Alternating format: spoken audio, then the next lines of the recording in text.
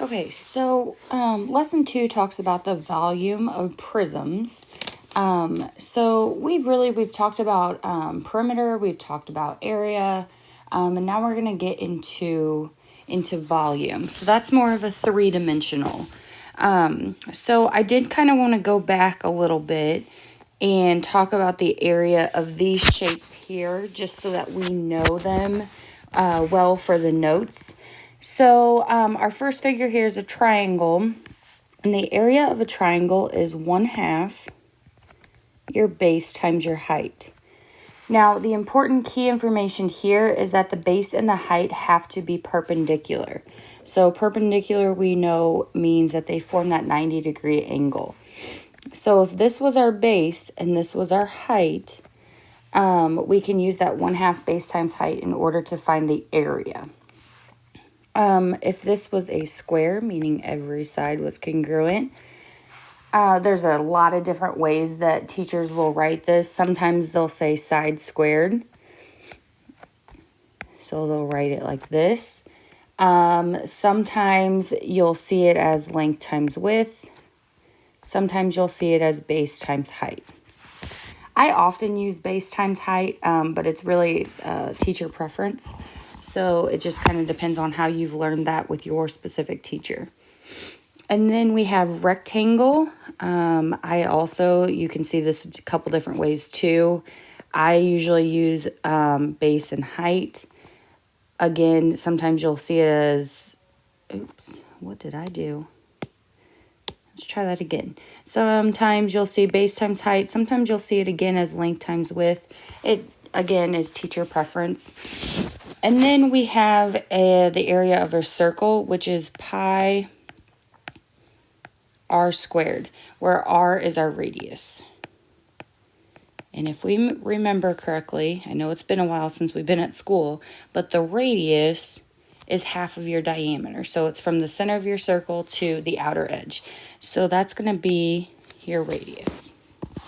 Okay, so these are going to be very important as we go through this unit, and especially starting now, because we're going to be finding the volume, and we're going to be finding the volume of prisms that maybe have different kind of bases. So if we go up to the top here, volume is the space that a figure occupies. So it's measured in cubic units, such as centimeters to the 3rd power. So centimeters cubed, inches cubed, meters cubed, feet cubed. Okay, so with area, I'm just kind of going to write that as a little side note here. So area, we always use like centimeters squared, inches squared, meters squared, and feet squared. And then we also talked about perimeter, which is the distance around a shape. And that's just measured with centimeters, inches, meters, and feet. So these are things we've talked about previously. And so the volume is what we're really going to be hitting hard in this unit, okay? And so that's where we're going to be doing a lot of the cubic stuff, okay? So here, number 1, it says the box shown is 5 units long by 3 units wide and 4 units high. So you can kind of see the lower level here, all of these cubes of our cube. So we have a bunch of little cubes inside a bigger cube. So what it's asking for part A is how many unit cubes will fit in this box. So if we look, we can kind of count on the bottom row here. We have 1, 2, 3, 4, 5, 6, 7, 8, 9, 10. There would be one under this this row here, so 11, 12, 13, 14, 15. So each of our rows is going to be 15 unit cubes. Okay, now each of these is 1 by 1 by 1. So since we have 15 on the bottom here, we're going to have 1, 2, 3, 4 rows of 15. Okay, so if I take that 15 times 4, I'm going to end up with 60 unit cubes total. And believe it or not, we actually just found the volume of that box by doing all of this. So if you notice, we have 15 cubes at the bottom. Well, 5 times 3 is 15. Okay, and then we have 4 units going up. So if we take that 5 times 3 and get our 15 for each row, and then we multiply that by 4, we get our total amount. So our volume of this box is actually 60 units cubed. A lot of the times you will see us abbreviate it as 60 units. We'll just put U cubed. So either one of those would work. All right, so we kind of already figured out the volume of that by just kind of looking at the figure and going from there. But there is actually a formula to find volume. So any volume of a prism is volume equals a big B times H. Okay, that big B is talking about the area of the base. So that's kind of where this area comes into play. So we're going to say the area of the base times the height of the prism. So that's why we found our area by taking 5 times 3. That's our base here, 5 times 3. And then we multiplied it by the height of 4. Okay, so like I said, this will make more sense once we kind of start doing some examples. So example number 1. Says find the volume of this prism to the nearest cubic inch. So if we want to find the volume, we know that our volume equals big B times H. Now this big B represents the area of our base. So we're looking at our base here. And we want to know how to find the volume of that particular figure. And so since that figure is either like a either a square or a rectangle, we can say that our volume our area of that big B is going to be base times height, and then we're going to take that times the height of the entire figure. Okay, so we're really taking this as 8 times 5. And then we're taking that times the height of the entire figure of 3. Okay, so we end up with 40 times 3, which gives us 120 inches cubed.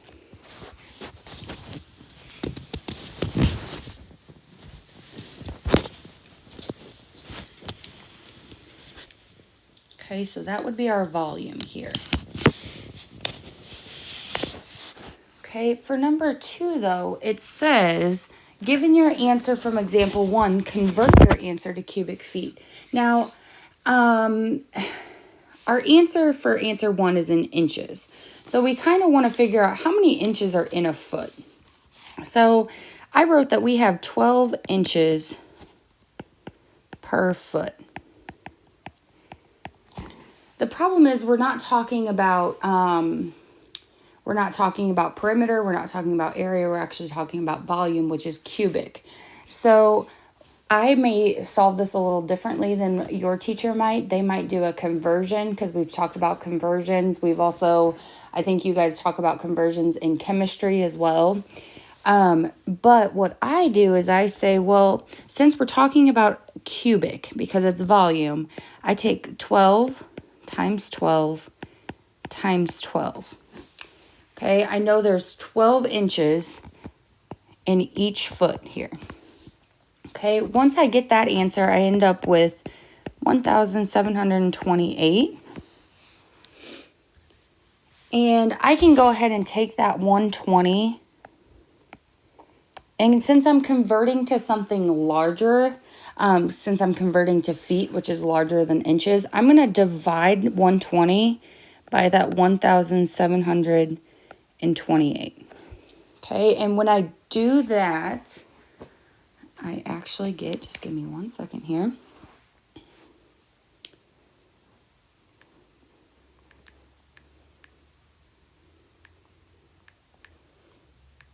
I get 0.069, and we're just going to cut it off at 4 here, feet cubed.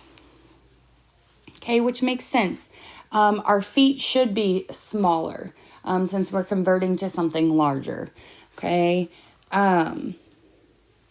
so that was number 2. Let's look on at number 3.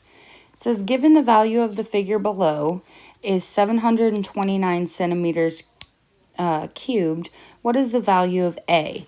So we have, if it's kind of hard to see, but each one of these side lengths is A, which means that we're looking at something that is a square. So our bottom is a square and all our sides are a square. So that's actually going to be considered a cube.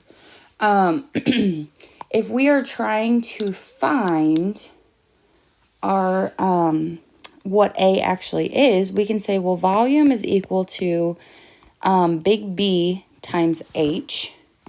Okay, and we know that the area of our base is going to be base times height.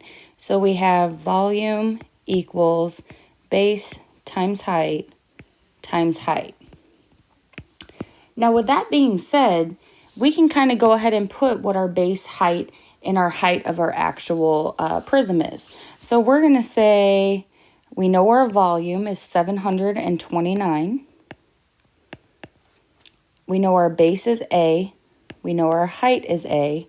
And then we know the height of the whole prism is A as well. So if you take A times A times A, that's not 3A. That's actually A cubed. And that's equal to 729. Now, in your calculators, there's something that it should look like this. And that's talking about the cube root. So you can actually take the cube root instead of the square root of something that's to the third power. So we're going to take the cube root of both sides, and that actually ends up giving us 9. So our answer here would be 9 centimeters.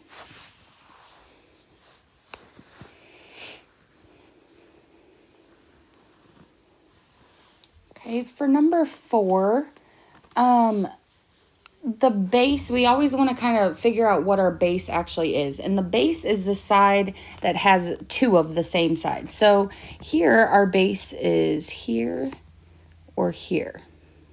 Okay. And since we already have the measurements of 9 and 12, I'm just going to go ahead and use this triangle. And then this 16 right here is going to be our height of our prism. So if I look at this, I'm looking at something that has a base that is a triangle. So I'm going to go ahead and write volume equals big B times H. But we have to figure out what that big B is for a triangle. And we kind of talked about that at the very beginning, because the area of a triangle is 1/2 base times height. Okay, so I'm going to plug that in for my big B. Okay, and then I'm going to take that times the height of the entire thing. So at this point, I need to go ahead and put my numbers in. So I have volume equals 1/2 times the base of my triangle, which is 12, times the height of my triangle, which is 9. And then I'm going to take all of that and multiply it by the height of the entire prism, which we said was 16. So from here, I can go ahead and I'm going to just focus on what's inside these parentheses first. I'm going to take that 1/2 and I'm going to multiply it by 12 and then by 9. And I get 54. And then I also still have that 16 out there I have to multiply by. So if I take that 54, I'm going to multiply that by 16 and I get 864. And in this case, we're talking about inches cubed.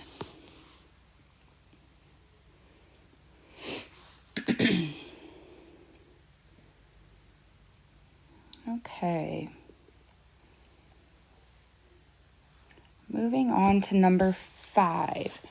So this one says find the volume to the nearest whole number. And for this one, again, we are using our volume formula, which is volume equals big B times H. And if you look here again, we have triangles as our bases. Okay. So it's really going to be volume equals, and instead of the big B, we're going to have 1/2 base times height. And then we're going to multiply that by our height of our entire prism.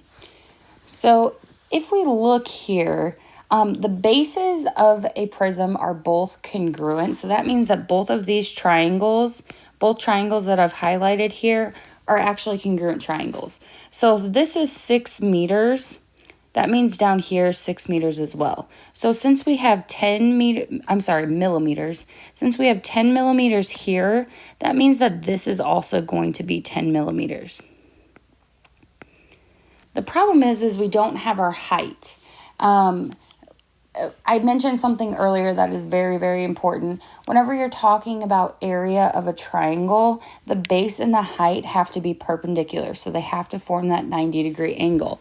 So my 90-degree angle, I'm going to do this in another color here, is right here. So that means our base and our height have to make up that 90-degree angle. So I have to figure out what this height is here. Okay, and since I have a right triangle, I can do that by using Pythagorean theorem. So I'm going to say my 6 millimeters, I'm going to square that, plus my other side length, which is h squared, equals my hypotenuse squared. Okay, so I end up with 36 plus h squared equals 100.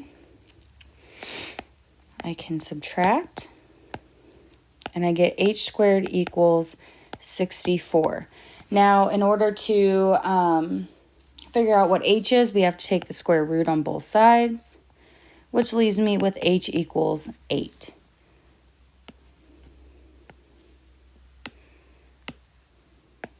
So I have 8 here. So now I have my base and my height of my triangle here. And so we have all the information that we need. We're going to be using the 6 millimeters for our base. We're going to be using the 8 millimeters for our height. And we're going to be using the 9 millimeters for the height of the entire prism. So I'm going to go ahead and put those numbers in now. So we have 1/2 times 6 times 8. And then times the height of the entire prism. So we have times 9. So 1/2 times 6 times 8 gives us 24. But we still have to multiply by that 9 outside. So we're going to take that times 9. And we get 216 millimeters cubed.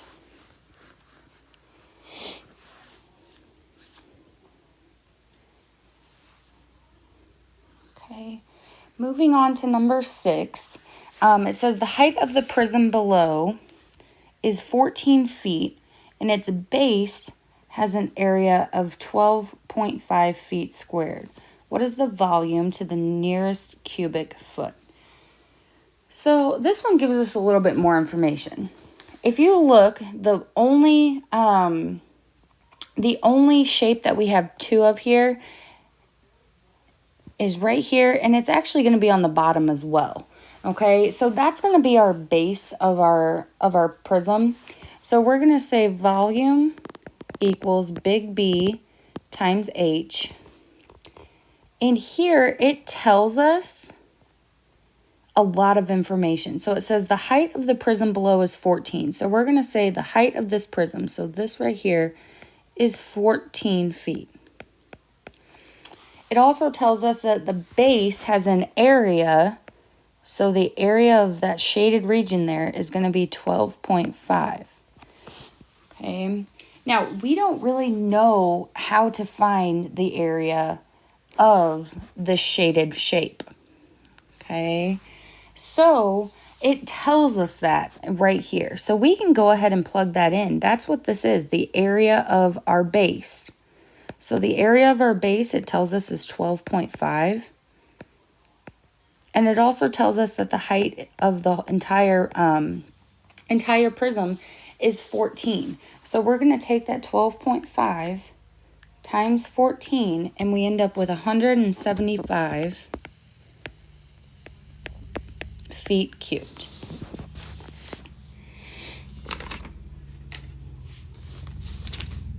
All right, moving on. So number 7, we're talking about a swimming pool, okay? And not all swimming pools are perfectly circle. Not all swimming pools are perfectly rectangle. Some swimming pools are shaped a little differently. And that's the swimming pool that we have here. So it wants to know how many cubic feet of water will it take to fill the pool. So we have to find the volume of this pool. Now, if you look here, we don't know how to find the volume of this particular figure. Okay, this looks kind of like a T figure, and we don't know how to find the volume of just that. But we can break this into 2 parts that we do know how to find the volume of. Okay, so if we look at that back rectangular prism, we can find the volume of that. And then we can also find the volume of the smaller rectangular prism in the front. Okay, so let's start with this back part. So we're going to look at this outlined part here. I wish I could outline a little better.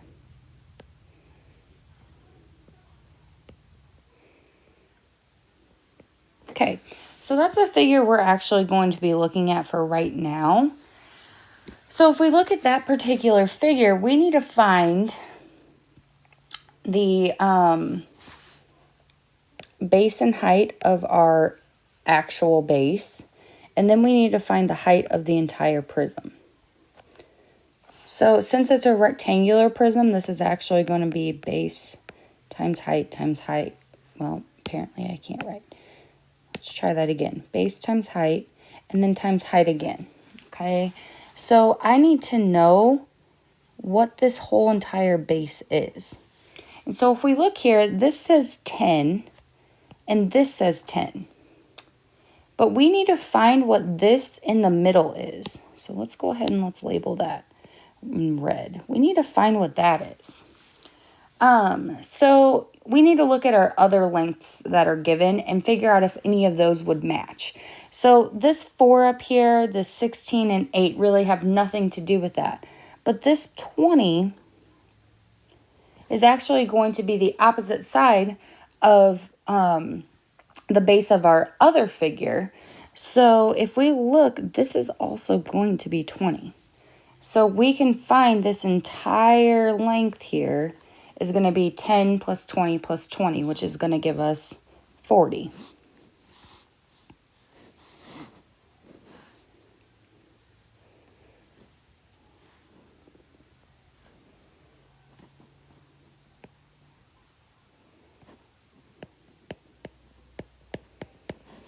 Okay, another thing that we can look at, if this over here is 8, we can say, well, this is 8 too.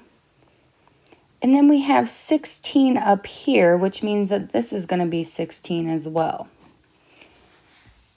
So if we look at this, we can say these 2 sides are the base of our prisms. We can find the area of those, and then we can use this long distance here as our height. So I'm going to say our base and our height of our base over here is 8 and 16.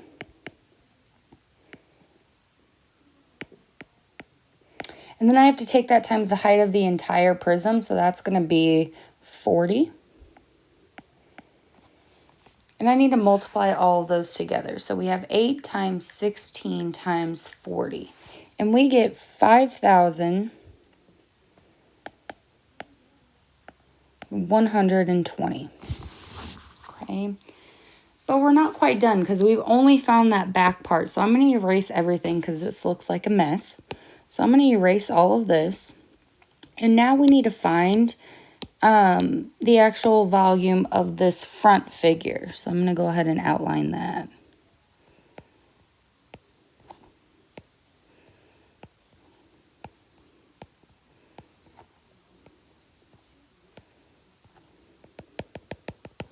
Okay, so we have that front figure now that we actually have to find the volume of. So if we look at this one, we have our height of 20 already. And we also need to find that if this is 4, we can also say that this is 4. Let's see, what else can we say? We need to find the height of our base here. And if we look back here, we know the height of our pool back here is 8 feet. And that's going to stay the same across this entire thing. So this is also going to be 8. Okay, so if we want to find the volume of that smaller figure, now we have our bases here, and we have our height of 20. So I'm going to take this 4 times 8.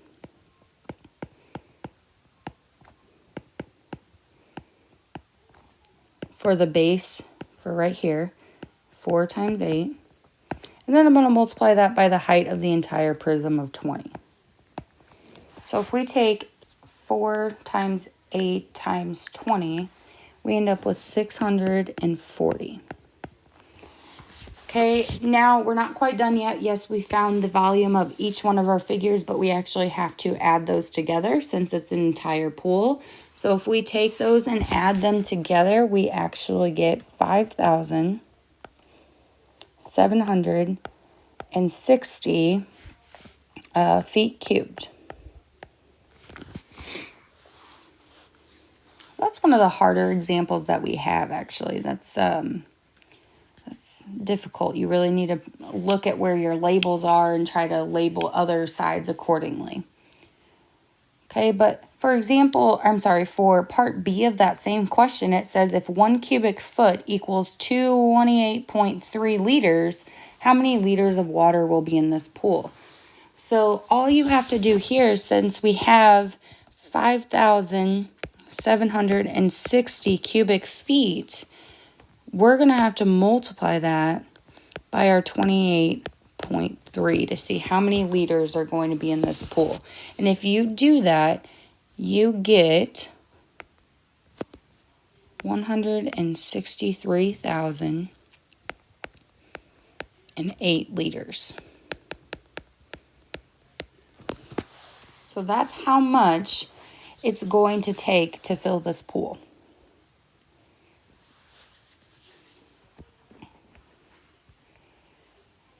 All right, moving on here. If we look here, it says if 2 solids have the same height and the same cross-sectional area at every level, then they have the same volume. I honestly don't know how to say this guy's name, but that is Cavaliere's principle, maybe? I don't know for sure, but I'll write it in here for you.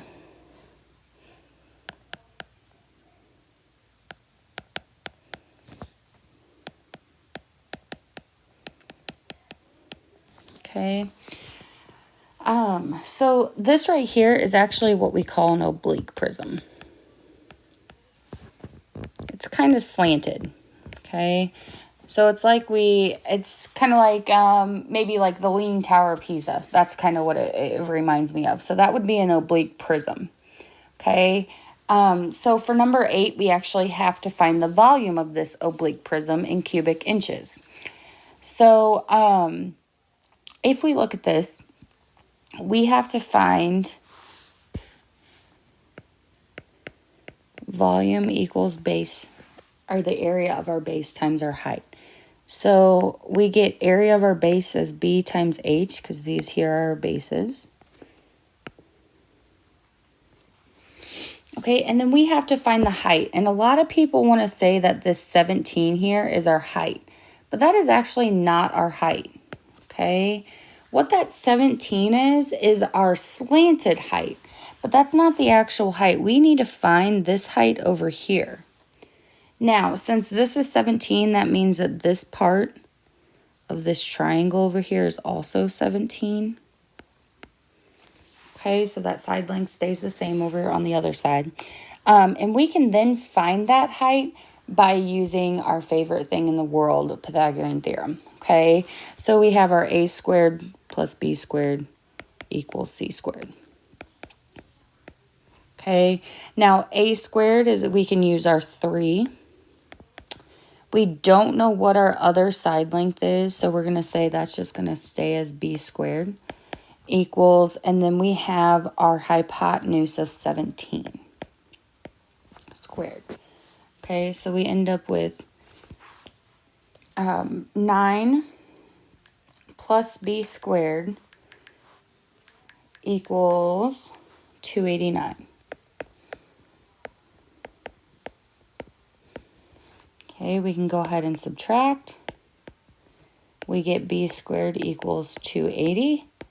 And if we take the square root of 280, I believe we get 16.7. Let me see here. Yeah, I'm going to go ahead and say we get 16.7. This answer won't be 100% accurate because it's actually 16.7332, and that decimal keeps going. But I'm going to go ahead and round. So we end up with volume equals b times h, and then times h again, because we need to know, we need to multiply it by the height of the entire thing. So our base and our height of our base of our prism here is 5 and 5. So we're going to take 5 times 5, and then we have to multiply it by the height of the entire thing, which we found was 16.7. So times 16.7. And that actually gives us 417.5. And that's going to be inches cubed.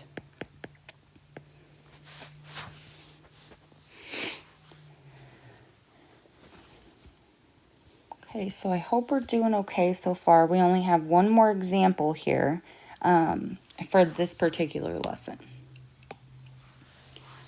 So Benjamin needs more sand for his sandbox. His grandpa's truck can safely hold half a ton of sand. Okay, Benjamin's grandpa took measurements of his rectangular sandbox. So he took his measurements here. And the sand comes in bags at $3.50 per bag. And they weigh about 50 pounds and cover 0.5 feet cubed. Okay, so here's the first issue we run into. It's saying that the sand covers 0.5 feet cubed.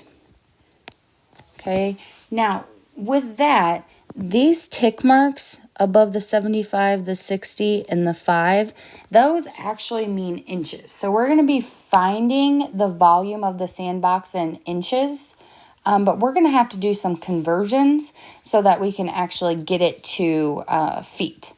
So the first thing we want to do is we want to find the volume of this rectangular sandbox. And they already found these measurements for us. So we're going to take that 75 times 60 times 5 in order to find the volume. And if you do that, let's see here, we get 22,500. And that's inches cubed. But again, we're having to convert that so that we know, can get that into feet cubed. Okay, because we want to see how much sand we're actually going to need. So in the very beginning, if we look back at the beginning of our notes, we had to go from inches to feet in number 2 here. So what we did was we divided by that 12 times 12 times 12, which was 1,728. So we're going to do that same thing here. We're going to go ahead and we're going to divide that number by 1,728, and we're going to figure out how much square foot of sand we need, or square feet of sand we need. So if you divide 22,500 by 1,728, excuse me, you get 13.02, and that's feet cubed. So our sandbox is a total of 13.02 feet cubed in volume, okay? And it says that each sand bag is $3.50, so $3.50, weighs 50 pounds, and it covers 0.5 feet cubed. So for letter A, it says how many bags of sand will his grandpa need to purchase? So we have to take that 13.02 and we have to go ahead and divide that by 0.5 in order to figure out how many bags of sand we actually need. So if we take that 13.02 and divide it by 0.5, we end up with 26.04. Okay, so that means he needs 26.04 bags of sand. Now, if it was personally me, I would probably just get the 26 bags of sand and go with it. But technically, if he really wants to fill this entire sandbox, you can't buy 0.04 of a sandbag. So you would actually have to buy 27 bags of sand in order to fill the sandbox. Okay. Then it says, well, what will the cost be to purchase all of this sand? And since it tells us in the directions that each bag costs $3.50 per bag, we can take that 27 and we can multiply it by $3.50. Okay, and that's going to give us $94.50.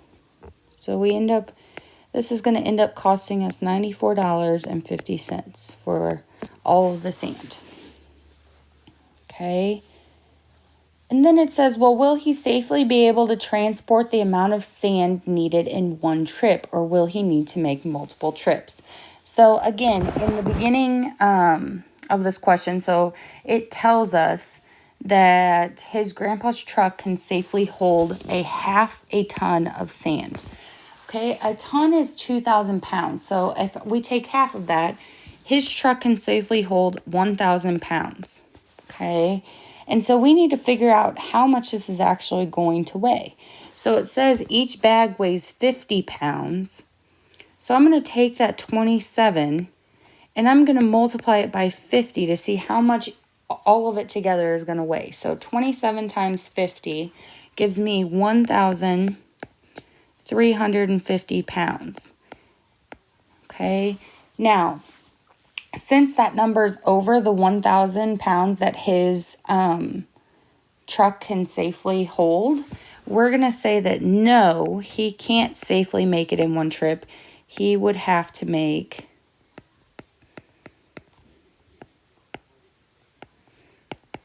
2 trips.